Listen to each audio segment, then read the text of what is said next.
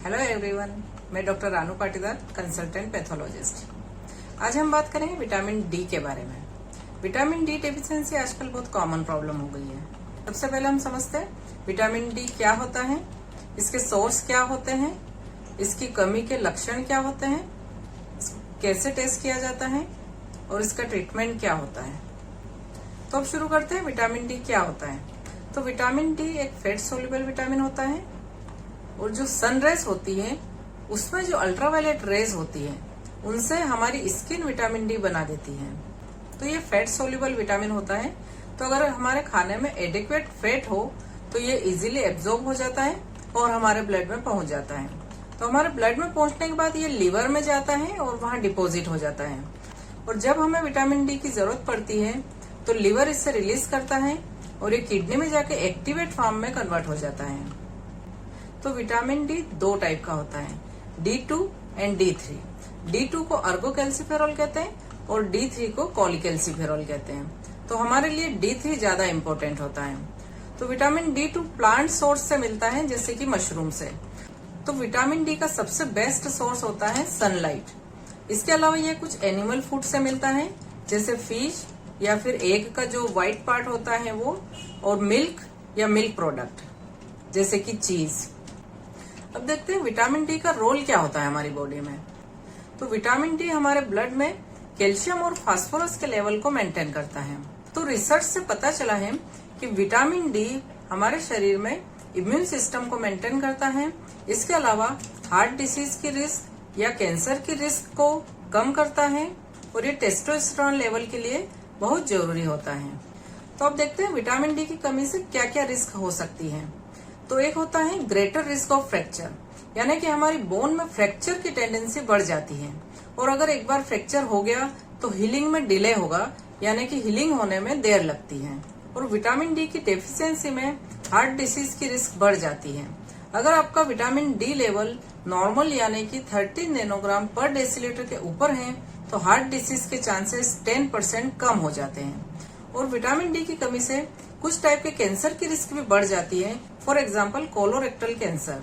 तो रिसर्च में यह देखा गया है कि अगर विटामिन डी का लेवल 12 नैनोग्राम पर डेसीलीटर के बिलो होता है तो कोलोरेक्टल कैंसर की रिस्क 50% बढ़ जाती है। और विटामिन डी की कमी से ही मल्टीपल स्क्लेरोसिस की रिस्क भी बढ़ जाती है। तो आइए अब हम देखते हैं विटामिन डी डेफिशिएंसी के सिम्टम्स यानी कि लक्षण क्या क्या होते हैं। तो बोन पेन यानी आपकी हड्डियों में दर्द रहना, जॉइंट पेन होना, मसल्स में दर्द रहना, बहुत कमजोरी फील होना, ओल्ड एज में फ्रैक्चर इजीली हो जाना। इसके अलावा इम्यूनिटी लो होने से बार बार इन्फेक्शन होना। और ये बच्चों में भी बहुत कॉमन प्रॉब्लम होती है। बच्चों में एक बीमारी होती है जिसे हम रिकेट्स कहते हैं, जिसमें बच्चों के पांव की हड्डियां टेढ़ी हो जाती हैं। विटामिन डी की कमी से स्वेटिंग भी ज्यादा होती है। अगर आपके हथेलियों में या पंजों में बहुत ज्यादा स्वेटिंग होती है यानी कि पसीना आता है तो वो भी विटामिन डी के सिम्टम्स हो सकते हैं। बच्चों में दांतों का देर से आना, गम्स या मसूड़ों में दर्द का रहना, ये भी विटामिन डी की कमी के लक्षण होते हैं। तो अब हम विटामिन डी के टेस्ट के बारे में बात करते हैं। तो इसके लिए ब्लड सैंपल की जरूरत होती है और इसमें फास्टिंग की जरूरत नहीं होती है। आप दिन में किसी भी समय इसका सैंपल दे सकते हैं। और इसमें हम विटामिन D3 कॉलीकैल्सिफेरॉल लेवल देखते हैं। आइए अब हम बात करते हैं विटामिन डी का नॉर्मल लेवल क्या होना चाहिए। तो अगर विटामिन डी का लेवल लेस देन 20 नैनोग्राम पर डेसीलीटर है तो इसे हम विटामिन डी डेफिशिएंसी यानी विटामिन डी की कमी बोलते हैं। और अगर विटामिन डी का लेवल 20 से 30 नैनोग्राम पर डेसीलीटर है तो इसे हम इनसफिशिएंट कहते हैं। इन दोनों कंडीशन में आपको विटामिन डी के सप्लीमेंट लेने की जरूरत होती है।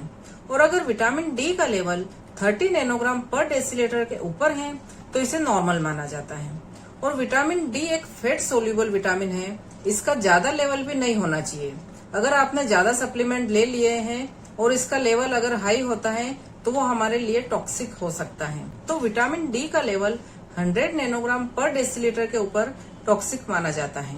तो आप विटामिन डी के लिए कोई मेडिसिन ले रहे हैं तो आपको बिना डॉक्टर की सलाह के नहीं लेना चाहिए, क्योंकि ये अगर आपने ज्यादा लेवल ले लिया तो यह टॉक्सिक हो सकता है। अब बात करते हैं विटामिन डी के सोर्स क्या क्या होते हैं। तो विटामिन डी के लिए सबसे बेस्ट सोर्स होता है सनलाइट, यानी कि आपको थोड़ी देर धूप का एक्सपोजर लेना चाहिए। अब सवाल उठता है कि धूप में कितनी देर का एक्सपोजर होना चाहिए। तो ये चीज डिपेंड करती है कि आपकी स्किन का कलर कैसा है। अगर आपकी स्किन का कलर लाइट है यानी आप गोरे हैं तो आपको 15 से 20 मिनट धूप का एक्सपोजर सफिशिएंट होगा। लेकिन अगर आपकी स्किन का कलर डार्क है यानी कि आपकी स्किन में मेलेनिन पिगमेंट ज्यादा है तो उसकी वजह से आपको धूप में कम से कम 1 घंटे का एक्सपोजर होना जरूरी होता है। दूसरा होता है प्लांट फूड, जिसमें कि मशरूम से हमें विटामिन डी मिलता है, और एनिमल फूड में फिश या फिर एग का जो सफेद हिस्सा होता है वो, और मिल्क विटामिन D3 के लिए बेस्ट सोर्स माना जाता है।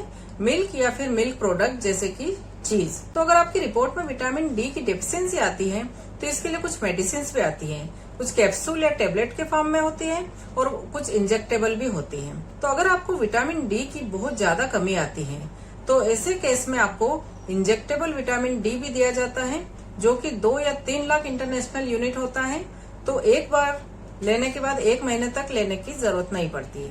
और अगर आप टेबलेट या कैप्सूल लेते हैं तो वो 60,000 इंटरनेशनल यूनिट की आती है, जो कि आप वीक में 1 ले सकते हैं 2 या 3 महीने तक।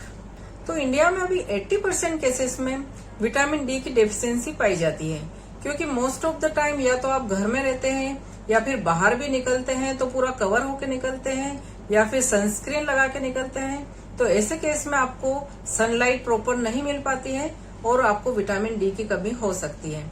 तो जब भी आपको कोई ऐसा सिम्टम लगे जैसे कि बोन पेन, जॉइंट पेन या मसल्स में पेन या बहुत ज्यादा कमजोरी फील होना, तो एक बार आपको विटामिन डी का टेस्ट जरूर करवा लेना चाहिए।